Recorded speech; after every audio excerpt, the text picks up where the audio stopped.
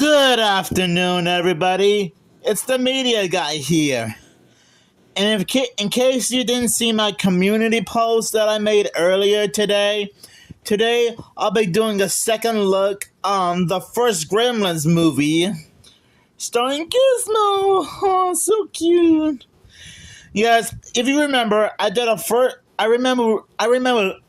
Sorry for the stuttering. I remember I remember doing a double feature movie review on the first and second Gremlins movies on DVD, which you can see right there in my WB media collection. But I decided to do a second look on the first film on VHS. Now, some of you might have seen my review of the Gremlins double feature review months ago, but just in case you haven't, just in case you still don't know, don't get it wet. Keep it away from bright light, and no matter how much it cries or begs, never, ever see it after midnight.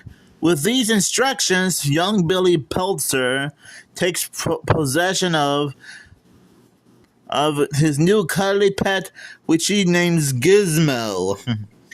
When Billy slips up on following the rules, his picture postcard hometown of Kingston Falls, which, by the way, what a name for a city, is in for a bizarre Christmas Eve. Oh, trust me, based on what I would just watch, it's still true, even if this is a second look review. The result? A pack of devilish, mischief-making creatures is set loose.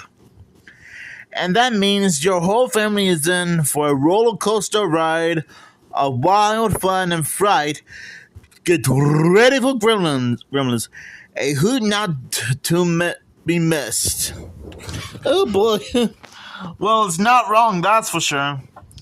Well, after rewatching the film again for the second look, I gotta admit, it's still pretty entertaining.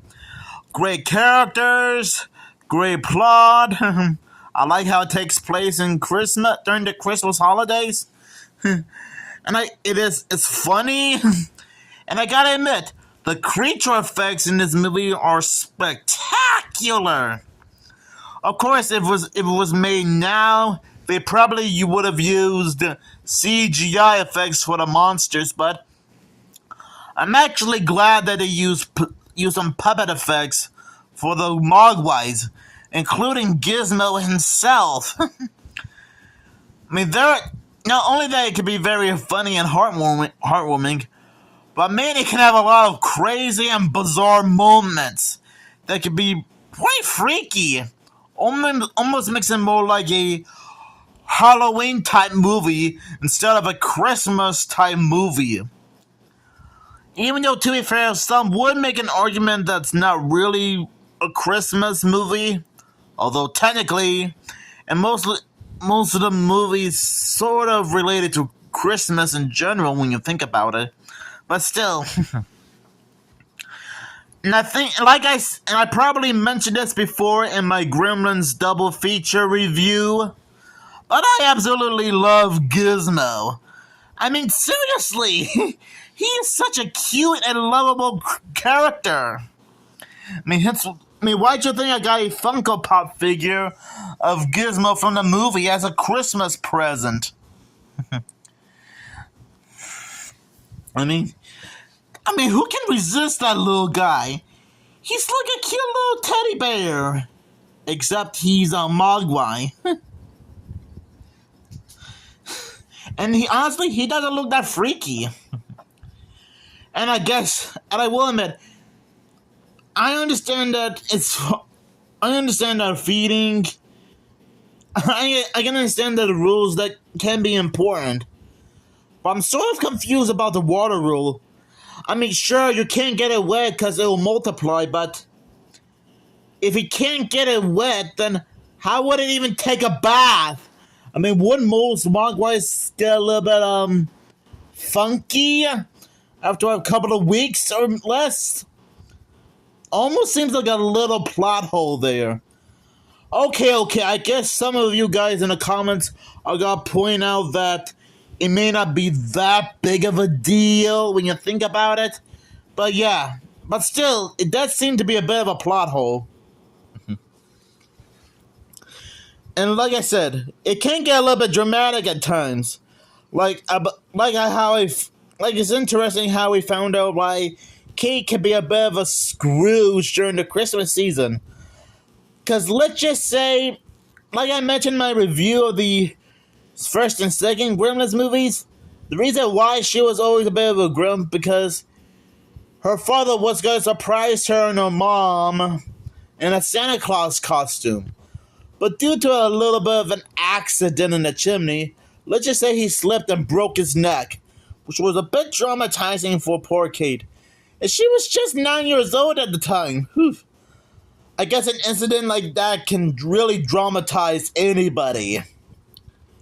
And I'm sorry if I had to be a bit of a downer there, but for the sake of this review, it has to be brought up again. Because I think I did bring this up before in my original review of the Gremlins movies. And I gotta admit, the voice acting for the Gremlins creatures are fantastic. You got Howie Mandel as Gizmo, and you even got Frank Welker to do the voice of Stripe and some of the other Gremlins. I probably mentioned that before in my original review, but it doesn't hurt to bring it up again.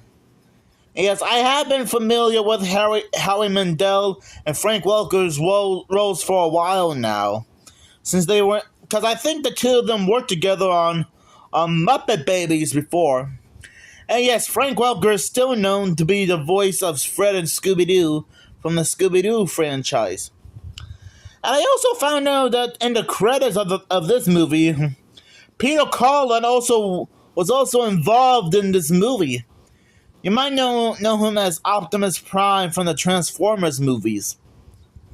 So I guess it was pretty cool that not only Frank Welker and Peter Cullen worked on the Transformers cartoon, but they were also involved in this movie. Pretty neat when you think about it. I guess I'm not sure if I mentioned this in my original review or not. I probably didn't, but hey, it doesn't hurt to... I guess I had to bring it up just in case I didn't. And I gotta admit, this movie is still fantastic now, as it was 41 years ago. So overall, I honestly think that this first movie of Gremlins is fantastic.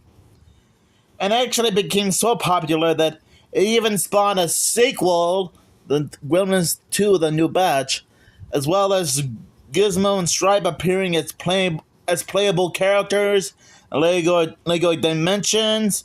There's an animated Gremlins cartoon on HBO Max. And even Gizmo and the Brain Gremlin from the second movie even appeared in Teen Titans Go, where they celebrated the 100th anniversary of Warner Brothers, which I still like, by the way. That's also quite a legacy. Oh yeah, and I think last year I also made a video about how there's going to be a new type of Scooby-Doo animated movie called Scooby-Doo Gremlins Get Away. And I think it's meant to be like a crossover with the characters from the Gremlins movies, if I'm correct. Although we're still waiting for more updates on that soon. I guess it's taken a long time as we thought. Oh well, it's probably not a big deal. So anyways, I honestly think Gremlins is a fantastic classic comedy horror holiday movie for all fans alike. Heck, even James A. Janice from Dan Mead liked this movie when he covered this and the sequel. And even Andre Meadows, aka Black Nerd Comedy, often mentioned the movie from time to time. Oh yeah, and I almost forgot that Stripe and some of the Gremlins did appear as background cameos in Space Jam 2: A New Legacy, a movie that I still defend. I almost forgot to bring that up. Silly me. So overall, I'll give this movie 5 gremlin Christmas trees out of 5. So thank you guys so much for watching this second look review on the first Gremlins movie. Like I admit, it did feel pretty good to rewatch this movie again and do a second look on it. Now, I'm not sure if I'll be able to find Gremlins 2 The New Batch on VHS or not. Because if so, you better wish me luck, because I might be able to do a second look review on Gremlins 2 The New Batch. If I can find a VHS copy of the movie at some point. Even if it might take me a long time. So have a great after. Sorry for the stuttering. Make sure you guys have a great afternoon. And remember, if you guys ever want to own a Mogwai, don't expose them to any type of bright light. Don't get them wet. And don't feed them after midnight. Because you never know what to expect. Ugh. And I guess Billy, Kate, and their pals found out the hard way. Ugh.